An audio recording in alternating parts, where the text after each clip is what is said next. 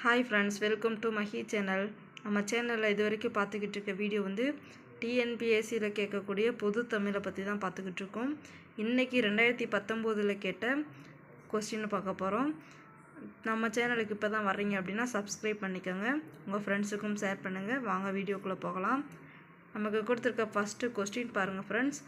பரிதிமார் கலைஞர் என்று போற்றப்படக்கூடியவர் யார் அப்படின்னு சொல்லி கேட்டிருக்காங்க. கொடுத்துருக்க ஆப்ஷனில் விகோ சூரிய நாராயண சாஸ்திரியார் தான் ஆன்சர். சரிங்களா? ரெண்டாவது கொஸ்டின், தமிழே மிகவும் பண்பட்ட மொழி என்று பாராட்டியவர் யாருன்னு கேட்டிருக்காங்க. ஆன்சர் வந்து மார்க்ஸ் முல்லர். தமிழே மிகவும் பண்பட்ட மொழி அப்படின்றவர் மார்க்ஸ் முல்லர். சரிங்களா? மூணாவதாக கொடுத்துருக்கக்கூடிய கொஸ்டின், பெரிய புராணத்திற்கு சேக்கிழார் இட்ட பெயர் என்னன்னு கேட்டிருக்காங்க. திருத்தொண்டர் புராணம். பெரிய புராணத்திற்கு சேக்கிழார் இட்ட பெயர் திருத்தொண்டர் புராணம். அதுக்கு அடுத்த கொஸ்டின், ஏ என்ற ஓரெழுத்து ஒரு மொழியின் பொருள். ஏ அப்படின்றோட பொருள் என்னன்னு கேட்டிருக்காங்க. அதுக்கு வந்து அம்பு. அதுக்கு அடுத்த கொஸ்டின், கல் என்னும் வேர்ச்சொல்லின் பதம் அப்படின்னு சொல்லி கேட்டிருக்காங்க. கல் அப்படின்னா கற்றல். சரிங்களா? அதுக்கு அடுத்த கொஸ்டின் பாருங்கள் ஃப்ரெண்ட்ஸ். இயல்பானது வேர்ச்சொல் அறிக. இயல்பானது அது எதுலேருந்து வந்துச்சு அப்படின்னா இயல்பு.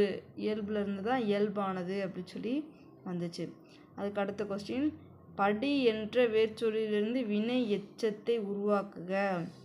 படி அப்படின்றது வேர்ச்சொல், அதோட வினை எச்சம் எப்படி வரும்னா படித்து. படித்து. சரிங்களா? அதுக்கு அடுத்த கொஸ்டின், பின்வரும் தொடரில் நிகழ்கால வினை முற்றை தேர்வு செய்க. நிகழ்கால வினை முற்று அப்படின்னு சொல்லி கேட்டிருக்காங்க. ஆன்சர் பார்த்தீங்கன்னா பழுக்கின்றது. அதுக்கு அடுத்து மிசை. மிசையினோட எதிர்ச்சொல் கேட்டிருக்காங்க. மிசை அப்படின்னா கீழ், அதோட எதிர்ச்சொல் வந்து கீழ். அதுக்கு அடுத்த கொஸ்டின், தமிழுக்கு அரும்பணியாற்றிய அமெரிக்க பேராசிரியர் அப்படின்னு சொல்லி கேட்டிருக்காங்க. அமெரிக்க பேராசிரியர் யார் அப்படின்னா ஜேம்ஸ் பிராங்கா. தமிழுக்கு அரும்பணியாற்றிய அமெரிக்க பேராசிரியர் ஜேம்ஸ் பிராங்கா. அடுத்த கொஸ்டின், காடுகளில் வாழ்ந்த மக்கள் விலங்கின் பெயர் கொண்டு அமைந்த ஊரின் பெயர் அப்படின்னு சொல்லி கேட்டிருக்காங்க. கொடுத்துருக்க ஆப்ஷன் புளியம்பட்டி, ஆட்டையாம்பட்டி, வேப்பநேரி, புளியங்குடி. இதில் விலங்கின் பெயர் வச்சது வந்து ஆட்டையாம்பட்டி தான். அடுத்த கொஸ்டின், இந்திய அரசியலமைப்பு சட்டத்தை உருவாக்கிய சிற்பி அப்படின்னு சொல்லி கேட்டிருக்காங்க. ஆன்சர் அம்பேத்கர். இந்திய அரசியலமைப்பு சட்டத்தை உருவாக்கியவர் யார்? அம்பேத்கர். தமிழில் சதுரகராதி என்னும் மகர முதலியை வெளியிட்டவர் அப்படின்னு சொல்லி கேட்டிருக்காங்க. ஆன்சர் வீரமாமுனிவர். சதுரகராதி அப்படின்னு சொல்லி அகர முதலியை வெளியிட்டவர் வந்து வீரமாமுனிவர். அதுக்கடுத்து சித்தர்களின் ஆதி சித்தராக கருதப்படுபவர் திருமூலர். சித்தர்களில் ஆதி சித்தர் வந்து திருமூலர். லிட்டன் பிரபு எழுதிய ரகசிய வழி நூலை தழுவி வெளிவந்த நூல் அப்படின்னு சொல்லி கேட்டிருக்காங்க. ஆன்சர் வந்து மனோன்மணியம்.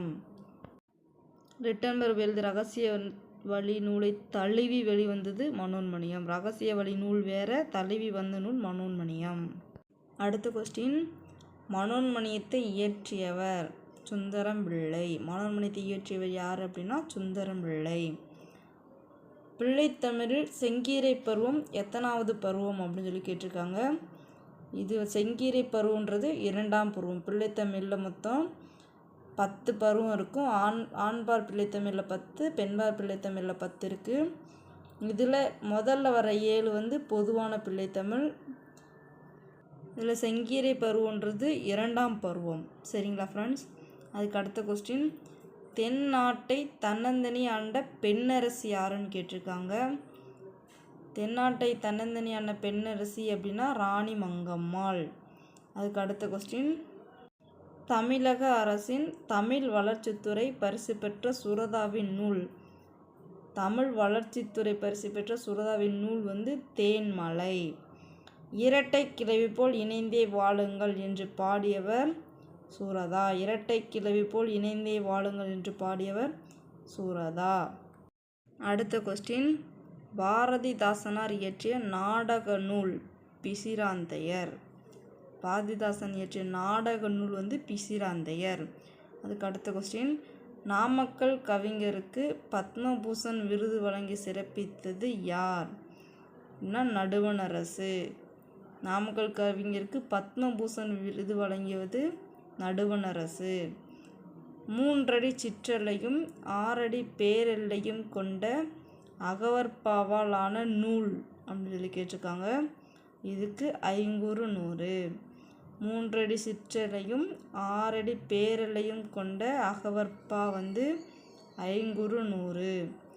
8 தொகை நூல்களுள் முதலாவது வைத்து எண்ணப்படும் நூல் நற்றிணை. 8 தொகை நூலில் ஃபஸ்ட்டு வச்சு எண்ணக்கூடிய நூல் என்னது? நற்றிணை. அதுக்கு அடுத்த கொஸ்டின், அகத்திணையும் புறத்திணையும் சேர்த்து கூறும் 8 தொகை நூல் பரிபாடல். அகத்திணையும் புறத்திணையும் சேர்த்து கூறும் 8 தொகை நூல் பரிபாடல். சரிங்களா ஃப்ரெண்ட்ஸ்? Okay, thank you friends. இந்த வீடியோ உங்களுக்கு பிடிச்சிருந்தா உங்கள் ஃப்ரெண்ட்ஸுக்கும் ஷேர் பண்ணுங்கள் ஃப்ரெண்ட்ஸ்.